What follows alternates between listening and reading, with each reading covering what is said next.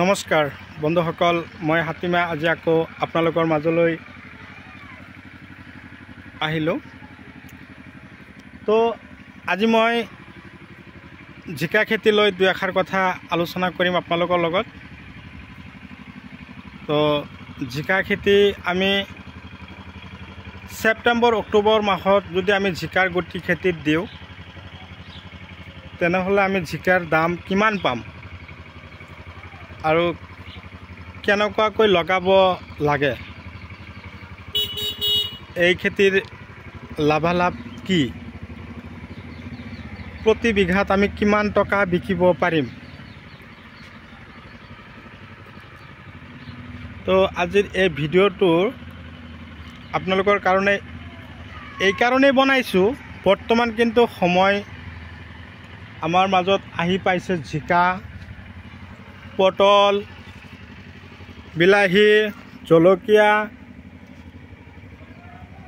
গাজৰ, মূলা এইবিলাক খেতি কৰাৰ সময় আমাৰ মাজত সময় আহি পালে তাৰমানে। তো জিকা গছবিলাক চাওক, খাদ্য খেতিত যথেষ্ট পৰিমাণে পোৱাৰ ফলত গছবিলাক বহুত ভাল হৈ আহিছে। তো খেতিয়কে খেতিত বহুত কষ্ট কৰিছে, কষ্টৰ ফলত খেতিয়কে খেতিৰ পৰা ভাল টকা উপাৰ্জন কৰিব পাৰিব বুলি মই আশা কৰোঁ।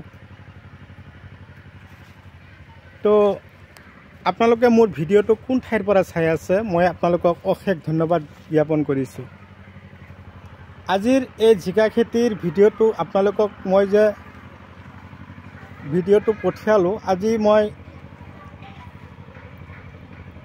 এনেই আমাৰ দৰং জিলাৰ ভেৰভিৰি বিল বুলি কয়, দৰং জিলাৰ ভেৰভিৰি বিল গাঁৱত মই আহিছোঁ। তো খেতিয়কে চাওক চাং দি আছে, চাঙৰ ওপৰত ৰছী লগাই আছে। পগলা মানুহ, কিন্তু ল'ৰাজন একদম পগলা, অধম, কথা ক'ব নোৱাৰে। চাওক ইয়াৰ প্ৰতিভা চাওকচোন। তো খেতিয়কে নথৈ আনন্দিত, যথেষ্ট টকা পাব বুলি খেতিয়কে ক'লে। অলপ আগত কথা পাতিলোঁ, ইয়াৰ বোলে বহুত ভাল লাগি আছে। তো কথা হ'ল, ইয়াত যিটো জিকা লগোৱা হৈছে এইটো হ'ল নামধাৰী F1। এই নামধাৰী জিকা আপোনালোকে এডভান্সকৈ লগাব লাগিব। এই খেতি আজিকালি ধৰক খেতি যে আমি কৰি আছোঁ গোটেই বছৰে কিন্তু জিকা ভোল পোৱাই যায় সচৰাচৰ। তো একেৰাহে আমি 3 পৰা 4টা মাহ বিকিব পাৰিম এই নামদাৰী F1 যিটো জিকা। গছৰ আগবিলাক পূৰা গ্ৰথ ঠিকেই আছে। এতিয়া চাঙৰ ওপৰত প্লাষ্টিক লগাই আছে, তাৰমানে গছবিলাক চাঙত উঠাই দিব লাগিব। একদম ইফাল সিফাল পৰি আছে আগবিলাক, এনেকুৱাকৈ আগবিলাক পৰি থাকিলে আগবিলাক ক্ষীণ হোৱাৰ সম্ভাৱনা থাকিব। আৰু লগোৱাৰ পদ্ধতিটো হ'ল কি, এটা গছৰ পৰা আৰু এটা গছৰ দূৰত্ব 2.5 ফুট, শাৰীৰ পৰা শাৰীৰ দূৰত্ব 3 ফুট। মনত ৰাখিব কথাটো। লগোৱাৰ আগতে বিঘাই 35 kilo super phosphate, 10 kilo potash, 10 kilo urea, 10 kilo DAP। লগোৱাৰ এসপ্তাহ আগত হাল মাৰিলে, সাৰ দিলে, আকৌ হাল মাৰিলে, ময়ালে, ধলিমৈ কৰিলে, বাছ লগালে। লগোৱাৰ আগতে আপোনালোকে চাং দিয়া ৰেডি কৰিব। যেতিয়া চাং দিয়া শেষ হ'ব, জিকা গছ লগাই দিলে, গছবিলাক যেতিয়া এনেকুৱা ধৰণৰ হ'ব, তেতিয়া আপোনালোকে এই ধৰণে ওপৰত প্লাষ্টিকবিলাক লগাই দিব। আৰু এই প্লাষ্টিকবিলাক লগাই দিয়াৰ পিছত আপোনালোকে গছটো সেই চাঙৰ ওপৰত, প্লাষ্টিকৰ ওপৰত উঠাই দিব, বাছ উঠি গ'ল। লগোৱাৰ পৰা 45 দিনৰ ভিতৰত আপোনালোকে গছৰ পৰা কাটিব পাৰিব।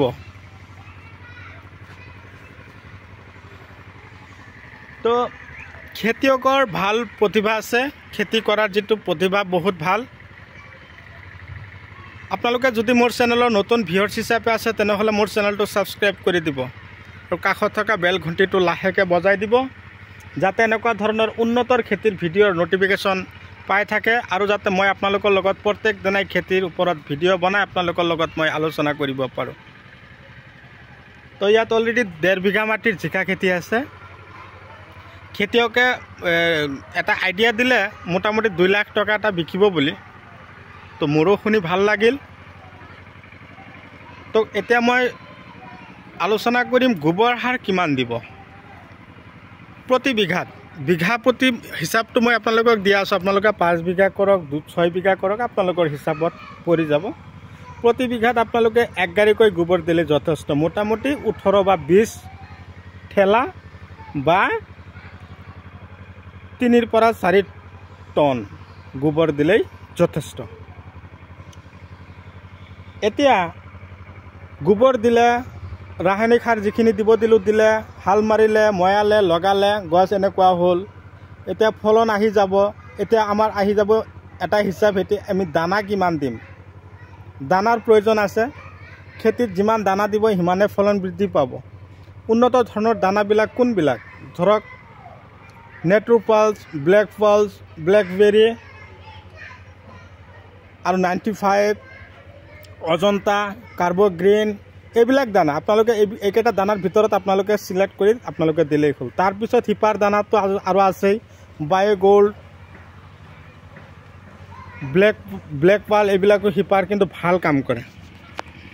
এতিয়া আলোচনা কৰা যাক ভিটামিন, ৰজতা, চাই পাৱাৰ প্লাছ, পিকআপ, এনেকুৱা ধৰণৰ ভিটামিন। তাৰপিছত আৰু এটা আছে মিৰাকলেন। তাৰোপৰি আৰু এটা কথা আপোনালোকৰ লগত আলোচনা কৰিম। সেই কথাটো হ'ল ঔষধ কি দিব। দাহাত, ডাষ্টাৰ্ড, উৰণীয়া পোকৰ কাৰণে দাহাত ভাল কাম কৰে, ডাষ্টাৰ্ড ভাল কাম কৰে। পাতবিলাক কেঁচৰি মাৰি দিয়ে তেতিয়া স্প্ৰে কৰিব। আৰু উলালা এটা ঔষধ আপোনালোকে পৰাপক্ষত লিখি ৰাখিব, উলালা। এই উলালা ঔষধটো খেতিত যদি আপোনালোকে স্প্ৰে কৰে ভাল। আৰু যদি জিভাইদি পোকে আগবিলাক জিভাইদি চেলেকি থাকে, সেইবিলাক পোক খেদিবৰ কাৰণে আপোনালোকে ৰেঞ্জাৰ, পকেট, তাৰপিছত লেব্ৰাকিং, লেব্ৰাকিলাৰ, এইবিলাক ভাল ঔষধ। এইবিলাক আপোনালোকে দিব পাৰিব। আৰু যদি আপোনালোকৰ খেতিত বেছি ডিষ্টাৰ্ব কৰি আছে, গ্ৰেচিয়া, গডৰেজ এগ্ৰোভেট কোম্পানীৰ হয়। আৰু যিটো দাহাত ঔষধটো আৰু ডাষ্টাৰ ক'লো, এইটো ধমাছ কোম্পানী। আৰু এটা হ'ল চিমোডেছ, এইটো চিনজেণ্ডা কোম্পানী।